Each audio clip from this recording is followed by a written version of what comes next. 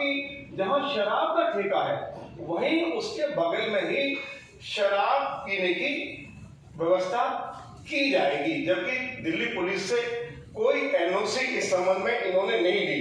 अब इनका यह भी कहना था कि दिल्ली में जो नई शराब नीति है ये वर्ल्ड क्लास एक्साइज पॉलिसी है, इससे हमारी आय जो है वो 6,500 करोड़ रुपए से बढ़ के 10,000 करोड़ रुपया हो जाएगी। लेकिन आज मैं इतना जरूर कह रहा हूं कि बिक्री डबल हो गई लेकिन आय जो है वो आधी भी नहीं रही। अरविंद केजरीवाल, आपको ये तो बताना होगा, जिस शराब नीति को आप कहते थे वर्ल्ड क्लास एक्साइज पॉलिसी है, आखिर उसको वापस क्यों लिया?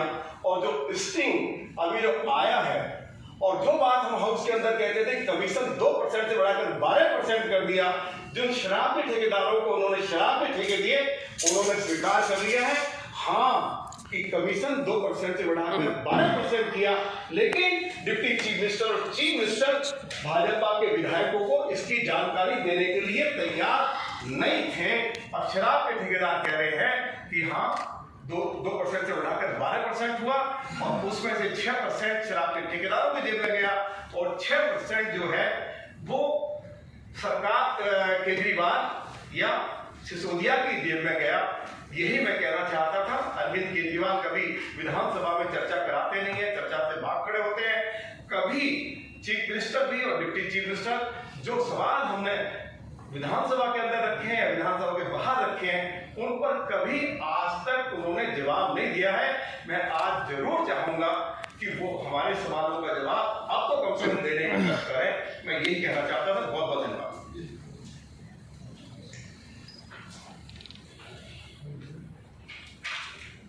एक चिट्ठी हमारे सारे विधायकगण सीबीआई को भेजी। मैं चाहूँगा सारे विधायकगण उन्होंने चिट्ठी वो जो उनके हाथ में है वो एक बार आपको दिखा देंगे ताकि वो ध्यान रहे। खड़े हो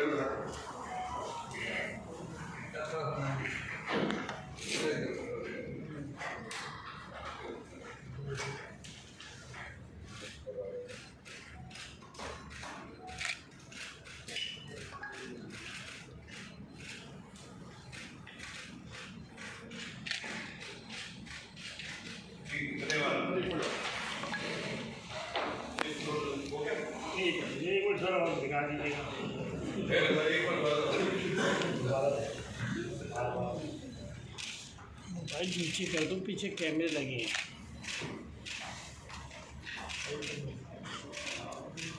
कहाँ से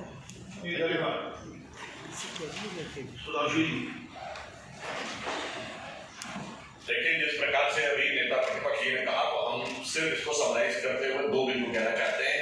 केजरीवाल जी ने अपना बयान दिया था, उसके लिए माफी मांगते हैं, और अगर कहीं बात पर भरोसा नहीं है तो उन्होंने खुद स्वराज पुस्तक लिखी थी जिसमें उन्होंने लिखा था शराब के ठेके समाप्त कर देने चाहिए और केवल एक ही स्थिति में खुलने चाहिए यदि वहां की 90% महिलाएं उसके लिए लिखित में अनुमति दें। अब या अपनी कथनी और करनी दोनों में के लिए वो माफी मांगे। इस स्टिंग के आने के बाद यदि वो कोई कार्रवाई नहीं करते हैं तो इसका अर्थ बहुत साफ है कि ना उनकी कही बात पर भरोसा किया जा सकता, ना उनकी लिखी बात पर भरोसा किया जा सकता। धन्यवाद। आप में से कोई प्रश्न? किसी का प्रश्न? एक सवाल है भैया, सभी विधायकों ने चिट्ठी लिखी है सीबीआई को, क्या ये स्टिंग आने के बाद नए प्रत्यक्ष जो तथ्य आए हैं उसके लिए लिखी है कि सीबीआई को जांच पहले ही शराब घोटाले की कर रही है? तो इस चिट्ठी में क्या कहा गया है कि नए तथ्य स्टिंग की जांच की जाए या जो नए तथ्य सामने आए? स्टिंग में जो तथ्य सामने आए हैं वो काफी गंभीर है और उसमें जिस प्रकार की बातें बहुत स्पष्ट रूप से यानी न्यूमेरिक नंबर्स संख्यात्मक विवरण के साथ संदर्भों के साथ दी है वो निश्चित रूप से एक गंभीर जांच की अपेक्षा करते हैं। तो पूर्ववर्ती जैसा विदुड़ी जी ने बताया बहुत सी अनियमितताएं बहुत स्पष्ट है जिसका उनके पास जवाब नहीं है। अब यह चीज आने के बाद वो चीज और एक्सप्लिसिट यानी और स्पष्ट रूप में सामने आ गई है, इसलिए इस जांच के दायरे को और व्यापक और गहन करने की आवश्यकता है। और किसी को प्रश्न? जी धन्यवाद सर। एक और मुद्दा है, पिछले दिनों हमने देखा कि नीतीश कुमार जो है बिहार के मुख्यमंत्री वो दिल्ली आए थे, राहुल गांधी की सहित तमाम नेताओं के साथ मुलाकात हुई, कैसे देखते हैं?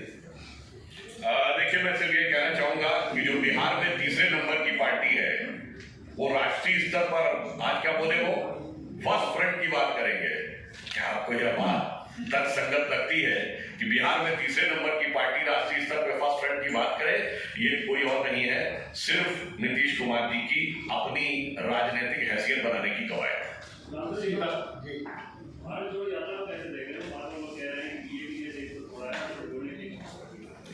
देखिए, जो प्रश्न इससे पूर्ववर्ती था उसका एक संबंध इससे भी है। देखिए, इस समय क्या हो गया है कि विपक्ष में जितने भी नेता हैं सबको अचानक ये लगने लगा किसी को सरकार बनाने से कोई न उनको पता है, न उनकी क्षमता है, न वो ये करने में सक्षम है। केवल उनको अपनी अपनी हैसियत बनाने की कवायद करनी है, फिर चाहे ममता बनर्जी जी हो, केसीआर हो या नीतीश कुमार जी हो।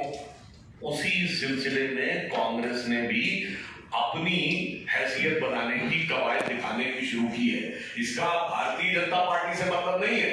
वो कांग्रेस पार्टी नीतीश कुमार जी को, ममता बनर्जी जी को, केसीआर जी को और चाहे शरद पवार जी को शायद ये दिखाने की कोशिश कर रही है कि भाई हम तो हैं तमाम जगह पे, आप कहां हैं। तो ये विपक्षी दलों का अंदरूनी मामला है और इसका सरकार बनाने से कोई मतलब नहीं, सिर्फ हैसियत बनाने से मतलब है। और जहां तक भारत जोड़ों की बात करने की बात कहते हैं तो मैं कहना चाहूंगा, भारत, भारतीयता और भारतीय संस्कृति के हर जोड़ने वाले तत्व को जिस ढंग से तोड़ने का काम लंबे समय तक कांग्रेस ने अपनी राजनीति में रखकर किया, चाहे वो सत्ता में रहे हो या विपक्ष में रहे हो, सिर्फ वोट बैंक की राजनीति के ऊपर क्षेत्र, जाति, वर्ग, धर्म, समुदाय, भाषा किस पर नहीं तोड़ा है। तो एक ही पंक्ति कहना चाहूंगा कि तुमने बांटे गली मोहल्ले सारे, बांटे आंगन और गलियारे, बांटे मंदिर और गुरुद्वारे, गांव गांव में, खेत खेत में जात पात की म्याद बांट दी। खेतों की म्याद होती है ना, आप समझते हैं। जात पात की म्याद बांट दी तुमने, एक वोट की खातिर देश की हर बुनियाद बांट दी। धन्यवाद। आम आदमी पार्टी आरोप लगा रही है कि पहले उन्होंने आईजी साहब को घेरा था दिल्ली के, अब जो है शिवराज सिंह चौहान पर सवाल खड़े करी कि जो चारा घोटाला उसमें करीब 2500 करोड़ रुपए का घोटाला जो है वो शिवराज सरकार का हुआ है। देखिए, वो कितना भी डाइवर्ट करने की कोशिश करे, दिल्ली की जनता अर्जुन की आंख की तरह सिर्फ शराब के घोटाले पर जवाब चाह रही है। जवाब मधुशाला पे चाहिए, किसी दूसरी चीज के ऊपर नहीं चाहिए। वो कितना भी डाइवर्ट करने का प्रयास करें, यह दर्शाता है कि वो उस मुद्दे पे जवाब नहीं देना चाहते। और एक बार बात कर लूं, भारत के इतिहास का एक और अद्भुत उदाहरण है कि जिस पॉलिसी को जिस पार्टी की सरकार ने खुद ही विड्रॉ कर लिया, उसके बाद उसको डिफेंड करने आती है। आप सभी प्रबुद्ध पत्रकारों में कहता हूं, भारत के इतिहास में कोई ऐसा उदाहरण बताइएगा कि गवर्नमेंट ने किसी पॉलिसी को विड्रॉ कर लिया हो और उसके बाद आकर उसका डिफेंस करते हो। दोहरे चरित्र का इससे बड़ा उदाहरण नहीं है। चीटा चल रहा है कार्ड। दो सवाल एक तो लगातार दिल्ली पर और समझ नहीं आ रहा है कि बीजेपी अरविंद केजरीवाल, मनीष सिसोदिया से इस्तीफे की मांग कर रही है, दोनों से माफी की मांग कर रही है। कभी आप लोग माफी मांगते हैं, कभी इस्तीफा। और दूसरा कि याकूब मेमन कांग्रेस का नहीं कि हमने अफजल को फांसी लगाया, कसाब को लगाया, कहीं जो विवाद नहीं हुआ, उनके कहीं पर मजा नहीं हुआ। बीजेपी के समय में याकूब मेमन का हुआ, वहाँ पर परिवार को सौंप दिया और वहाँ पर देखिए बॉम्बे में विवाद हो गया, उसमें मजाक को लेकर उसके बीजेपी आतंकवाद को भी बढ़ावा दे रही है, अलगाववाद को बढ़ावा दे रही है। इस विषय में महाराष्ट्र की तरफ से स्पष्टीकरण आ चुका है, परंतु मैं फिर भी बताना चाहता हूँ, ये याकूब मेनन की जुडिशियल किलिंग हुई है, किसका स्टेटमेंट था? अफजल हालात का मारा है, किसका स्टेटमेंट था? मणिशंकर अय्यर और शशि थरूर उनके मंत्री होकर बोलते थे। जाकिर नायक शांति का मसीहा था, इशरत जहां बेटी थी, ओसामा जी थे, हाफिज साहब थे। अरे जनाब, इतना आप आतंकवाद के साथ सराबोर हैं और उसके बाद भारतीय सेना पर आक्रमण करने वाले भटके हुए नौजवान थे। इतना ही नहीं, 26/11 का हमला उनकी सरकार कहती थी हाफिज इसलिए आतंकवाद पर उनका चरित्र इस कदर तार है कि मेरे विचार से कुछ बोलने की गुंजाइश नहीं है। और आतंकवाद पर जिस ढंग की खतरनाक राजनीति कांग्रेस ने की है, मैं इस बात को विश्वास और दृढ़ता के साथ कहता हूं कि आतंकवाद पर मोदी जी की सरकार आने के बाद जितना प्रभावी नियंत्रण हुआ है कि आज दक्षिण कश्मीर के 4 जिलों के अलावा वो पूरे भारत से ऑलमोस्ट पूरी तरीके से हमने नियंत्रण करने में सफलता हासिल की। पर मैं कांग्रेस से कहना चाहूंगा, इस चीज पे राजनीति मत करिए, ये आग से खेलने जैसी चीज है। और वैसे तो ये आम आदमी पार्टी पर भी लागू होती है, क्योंकि शराब के नशे में हो जाता ही है। इसलिए दोनों को यह समर्पित है कि कागज का है लिबास, चिरागों का शहर है। कागज का है लिबास, चिरागों का शहर है। चलना संभल संभल के, चूंकि तुम नशे में हो। माफी